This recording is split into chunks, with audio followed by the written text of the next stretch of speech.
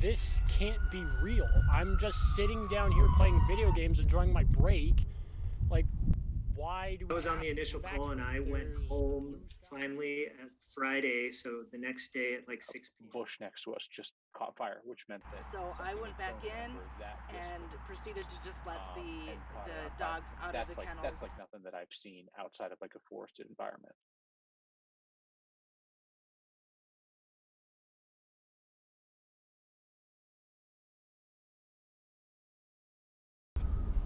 What's up, Monarch? We are sitting in front of one of the 991 houses that were burnt down in the Marshall Fire. Everyone in the community was affected, especially these Monarch students.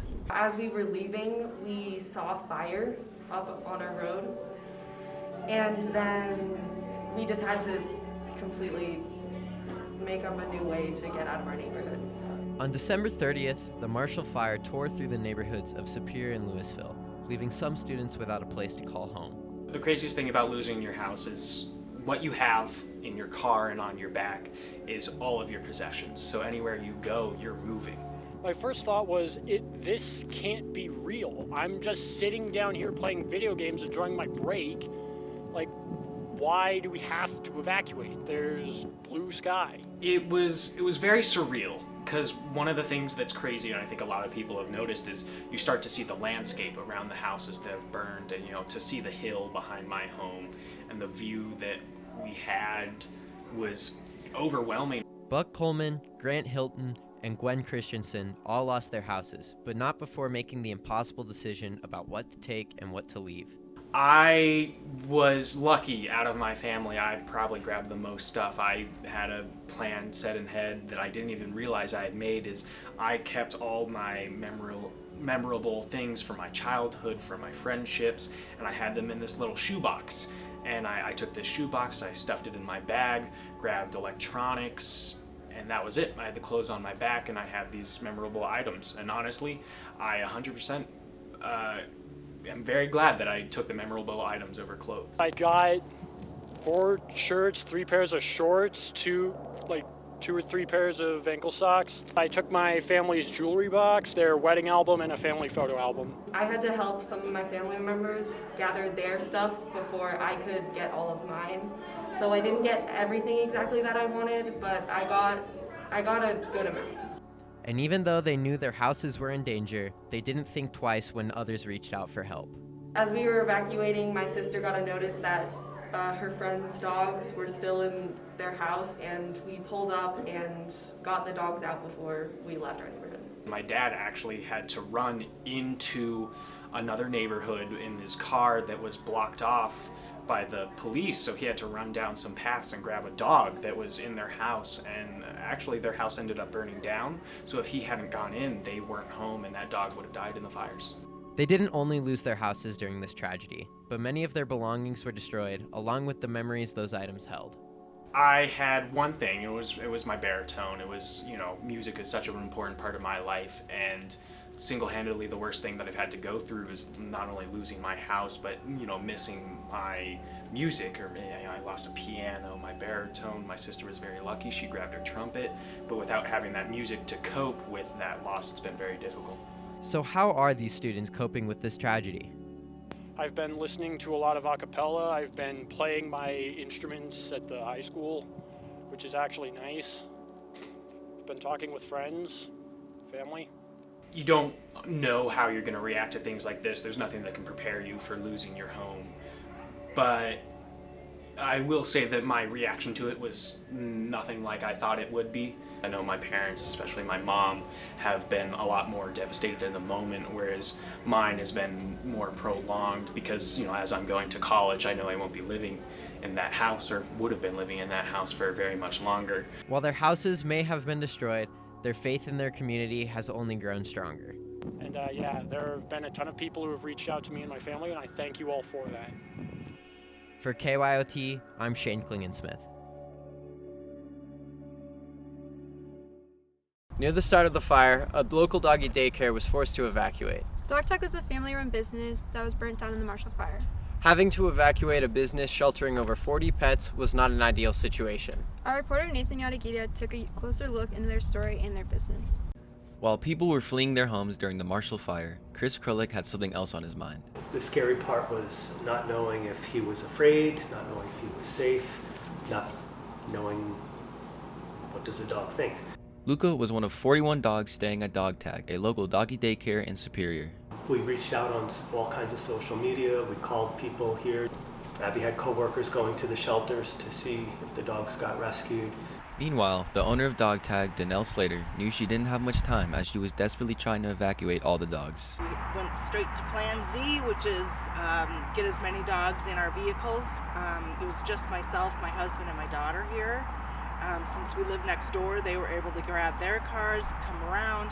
We shoved as many dogs as possible into the cars and still had about 14 dogs left inside. Danelle took 27 dogs with her as she evacuated, leaving 14 dogs behind.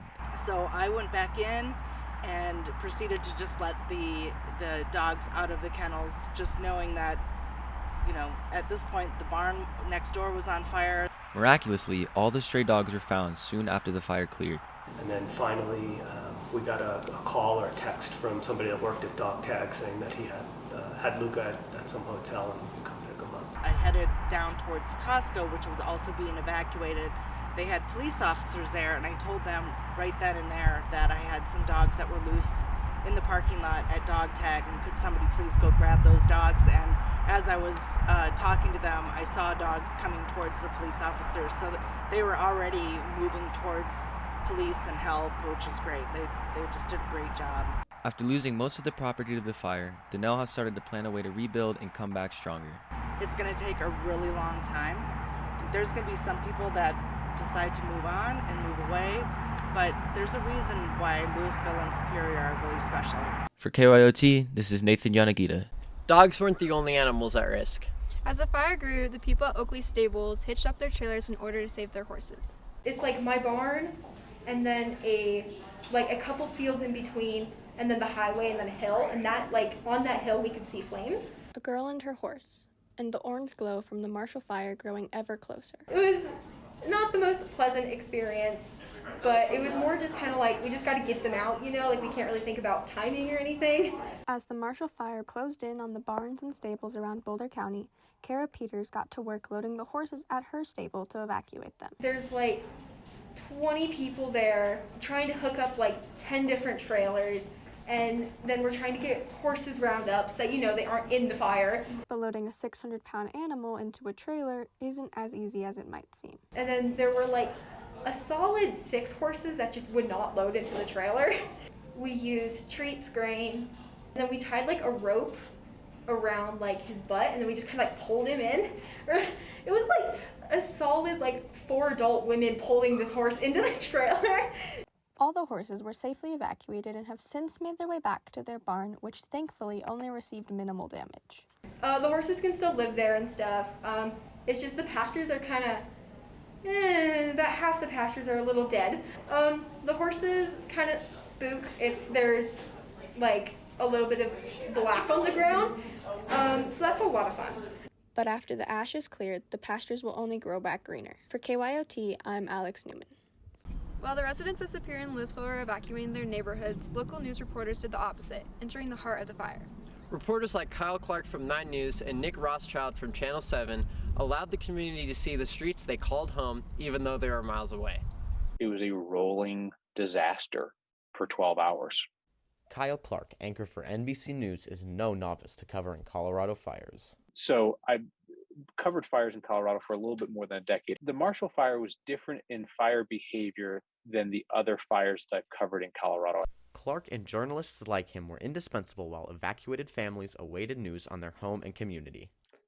I would say the day of the fire was very different than most typical days, in the sense that we sent a lot of crews in that direction at once. And instead of coming on at appointed times with digital and social media coverage throughout the day, we were also wall-to-wall on the air for a good period of time, from about noon to 11 p.m. The wind that day was ranging from 70 to 100 miles per hour, making it hard for anyone to stand. We spent the early part of the day near McCaslin and Washington on the southwest corner of Harper Lake, and the wind was blowing so hard at times that you could barely stand. Clark and his team spent from dusk till dawn driving from fire to fire to deliver the news. It was also throwing a lot of stuff in the wind, including small rocks and things like that. So you had to turn your back from it. And it was throwing sparks and embers significant distances. There was one point where we were across from some homes burning south of Harper Lake, and we were probably almost a football field away. So I'd say we were 200, if not 300 feet away from the burning homes. And then a bush next to us just caught fire, which meant that something had thrown an ember that distance and caught it on fire. That's like nothing that I've seen outside of like a forested environment. Even for a weathered news vet like Clark, such destruction can be disheartening. The speed of the Marshall Fire and the scope of it all at once was like nothing I had ever seen.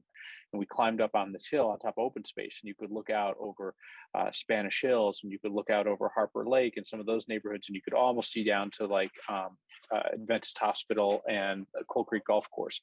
And that's when you started to realize, like, this is hundreds upon hundreds and hundreds of homes. At times, it was very discouraging to see the extent of the damage. While Clark was on scene, 7 News sports anchor and Monarch graduate Nick Rothschild had a more personal connection to the fire. The first thing that came to me was just shock that it was happening so close to home. Rothschild was getting ready to anchor that night when alerted of the fire. Till about 12:30, 1 o'clock, when a friend of mine texted me and asked if my parents were evacuating because of the fire. And I was like, what the hell are you talking about? The Louisville native was troubled when he found out how close the fire was to his childhood home. I got into work and really, I couldn't even focus on thinking about sports or what my job was supposed to be that day. I was just watching the coverage. Rothschild was prepared to go on the front lines to report the fires. I let my boss know that, like, hey, whatever you guys need me to do, whether you want to send me out there to do some reporting, I can do that for you. Whatever you need, let me help. And when the smoke cleared, community prevailed.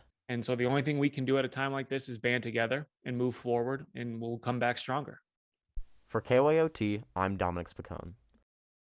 Even in the chaos, there's hope, and everyone has a special place to go. Sister Carmen Community Center is one of those places. This well-known nonprofit didn't falter when the community needed help. Their volunteers gave up their time in order to make the effects of the fire a little bit more manageable. We have distributed about 12,000 plus pounds of food to fire-affected families. Sister Carmen has been helping people since 1978, and they have kept their beliefs and ideas since then, which persuades them to work harder each day. We were started by a nun who her mission was to serve without discrimination, but we've been a nonprofit for over 40 years.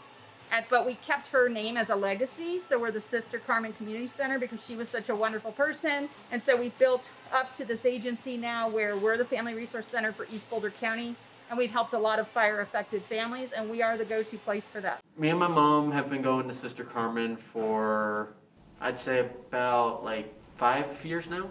Being the amazing people they are, they were able to aid with the recent catastrophe of the Marshall Fire. Provide them some food, it's like canned goods and all that stuff, and fresh veggies, as you can see from here, and just trying to get them, fed and, healthy. Even in the tough times, Sister Carmen and their volunteers are there to help you.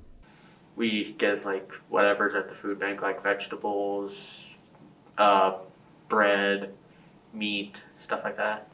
It doesn't matter who you are, you will get help in this place. Our community has been absolutely outstanding with the donations for folks that were affected with the fire, and not only that, but for our everyday needs for folks that are shopping. We want to be able to help as much as we can. For KYOT, it's MJ Macias. The volunteers at Sister Carmen are able to lend a helping hand to people after the effects of the fire. But the firefighters were the first to go into action that night and tried their best to save everything they could.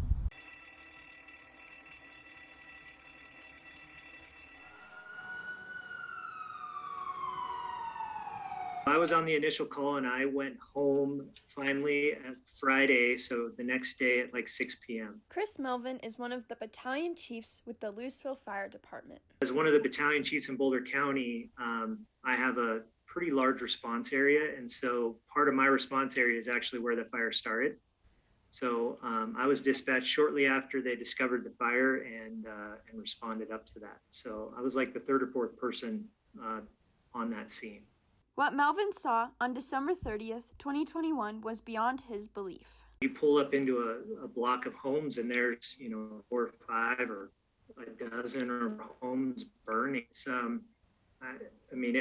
unexplainable, really. I've been in the fire service for a little bit of time now, and I've certainly never, been on an incident like this, nor do I hope I ever experience one again. We like to win, right? So we like to go and put out these house fires and save as much property as we can. And we just found ourselves in a position on the 30th that the fire was moving so fast, and it was throwing embers and things probably at least a mile ahead of the actual flame front. The scope of this incident, I think, is still something we're trying to understand and process individually and as a fire department. So it may take us months, or even longer to just kind of realize what we experienced that day. Despite the lasting impact that it will leave on everyone affected, Melvin has still been able to find a silver lining. It's the last thing we ever wanted to deal with as a fire department, certainly, and as a community. But, seeing this town come together, both of our communities, Superior and Louisville, come together to help one another, I think is inspiring. And, I think we hope that continues, because this is going to be a long process for those folks who were affected by this fire.